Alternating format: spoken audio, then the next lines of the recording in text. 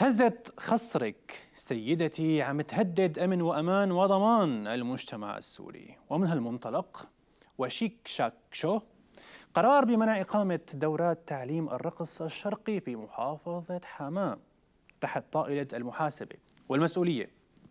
أيوه، طيب ما قلتوا لنا، هل الرقص الشرقي في المنزل مسموح؟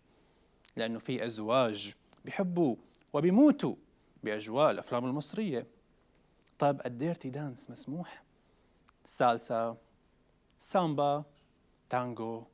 طيب الرقص بالسلاح اللي عم نشوفه بالشوارع والأعراس كمان ممنوع يا ترى؟ ما البنت ليش بتتعلم الرقص الشرقي؟ يا لترقص لزوجها، يا ترقص على أوجاعها وتنفس عن حالها قدر المستطاع. البنات قالت لا تعلقوا معنا نصيحة، وأساساً هيك رح نتعلم عن اليوتيوب، يعني لا تاكلوا هم، ولا كمان اليوتيوب ممنوع. أساساً نحن من دون دف عم نرقص، يعني ليه نتعلم الرقص؟ ما هالقرارات البراقة يعني مقصرة معنا بشي؟ عم يبرمونا ويهززونا على 1:30. طيب سؤال، هل يا ترى كمان حيصير ممنوع رقص الدولار ورقص الأسعار ورقص عداد الكهرباء وفواتير النار؟ نحن باختصار ما فينا نبطل رقص. حدا بيسمع هيك قرارات وبيقدر يوقف هز يا وز؟